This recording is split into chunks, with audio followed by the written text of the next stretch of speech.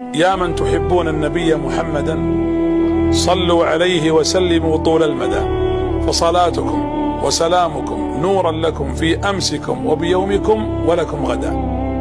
نبداو الفيديو تاعنا بالصلاة والسلام على خير الأمان نبينا محمد عليه أفضل الصلاة والسلام. السلام عليكم ورحمة الله تعالى وبركاته.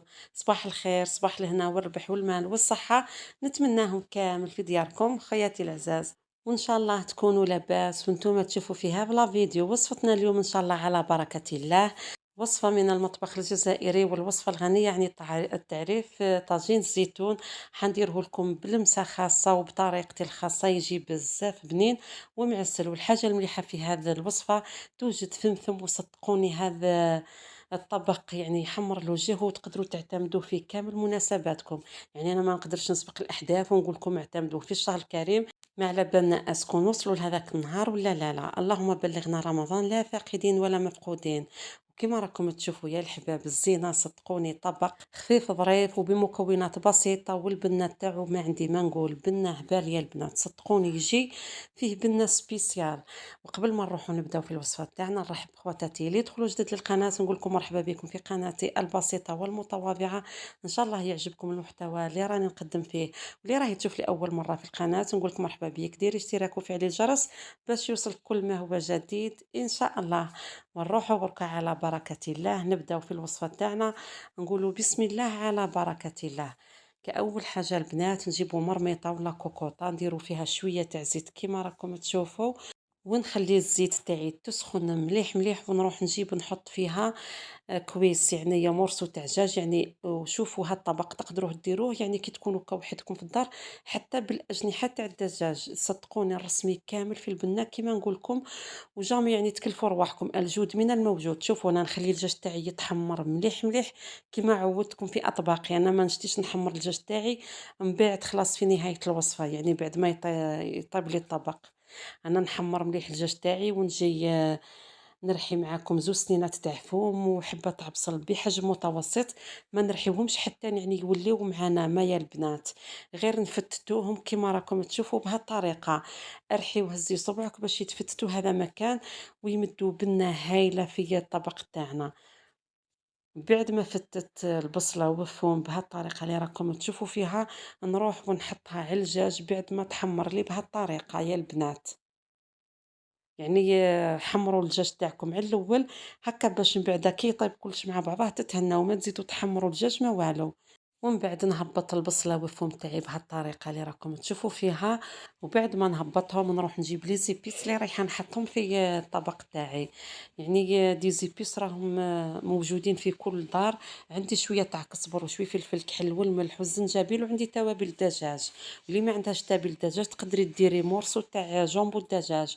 وزدت حطيت شويه تاع دبشه ومعدنوس وربطتهم البنات في بعضهم، يعني غسلتهم مليح ومن بعد ربطتهم. ونجيب حبه تاع طماطم ونقطعها بهذه الطريقه باش من بعد يعني تطلق لنا غير العصاره اللي فيها. يعني هاد الطماطم بعدا ما نعصروهاش ولا غير طيب برك وتطلق العصاره تاعها، نقلعوها من الطبق تاعنا.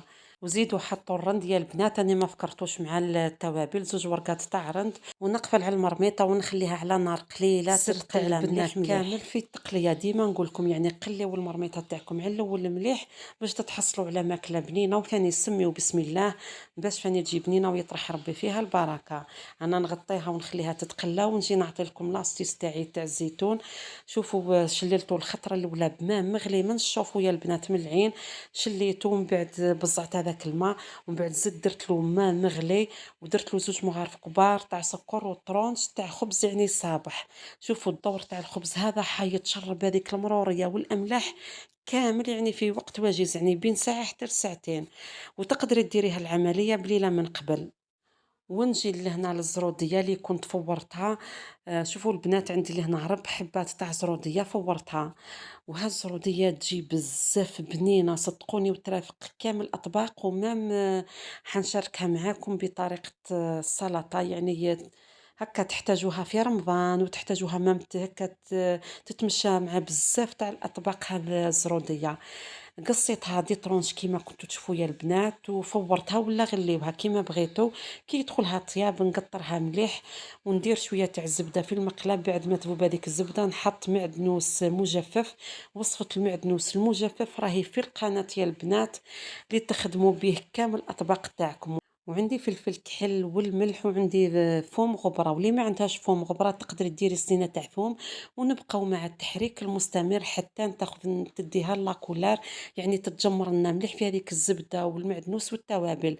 ونروح نجيب ثاني الزيتون اللي كنت قطرته مليح، ونزيد نحطه في نفس المقله غير يتشرب لي هذوك التوابل والزبده، ونحيه يا البنات. وبصح نبقاو نحركوا فيه مليح مليح كما راكم تشوفوا. بهذه الطريقه الزيتون تاعنا يجي بنين بزاف بزاف. وكي نحطوه في لاصوب يعني في لاصوص تاعنا يبقى يبري كيما تاع الاعراس يا البنات، يعني تجي في هذيك لابريونس الباهيه.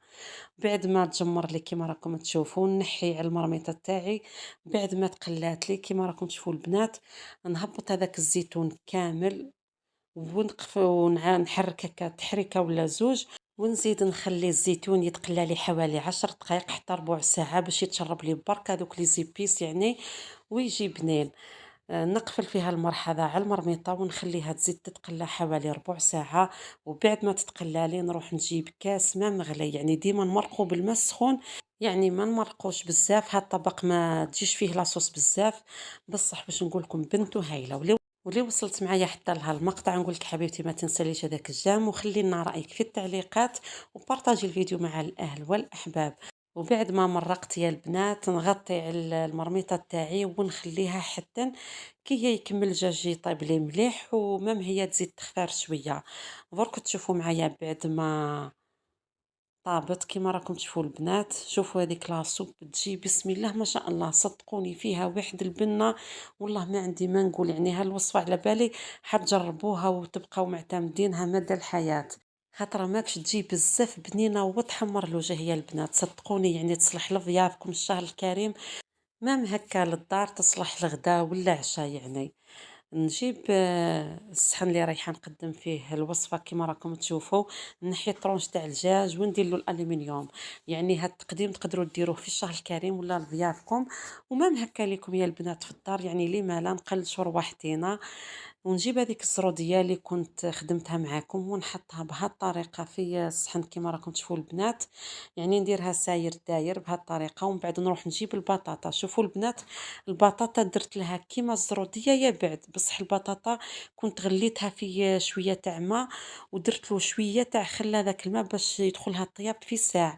ما طيبوهاش حتى يعني ما تقدروش تتحكموا في القوام تاعها، باش يعني ما تتفتتش معاكم. طيبوها حوالي 80%، وكملوا ديروا نفس لي زيبيس والزبده في المقله، وخليوها تكمل طيابها يعني على نار قليله خلاص. ونقدموها مع الطبق كما راكم تشوفوا. كيف راني حطيت البطاطا على لي كوتي والزيتون. ومن بعد نروح نجيب هذا السقول اللي راهو موجود في كامل البويات الجزائريه، ونسقي هكا لاصوص كما راكم تشوفوا البنات.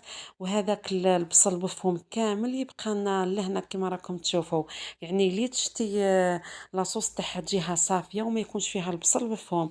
سربيه يعني الطبق تاعك بهذه الطريقه. ونزيد نحط المعدنوس المستي الخاصه ثاني اللي ما نستغناش عليها كامل في الوصفات.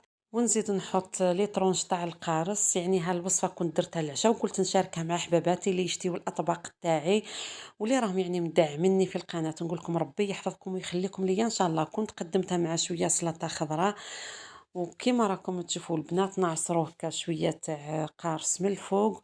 ونعت لكم كيفاه جا الدجاج طايب زبده، وهذيك الزروديه بنينه بزاف بزاف، والبطاطا والزيتون.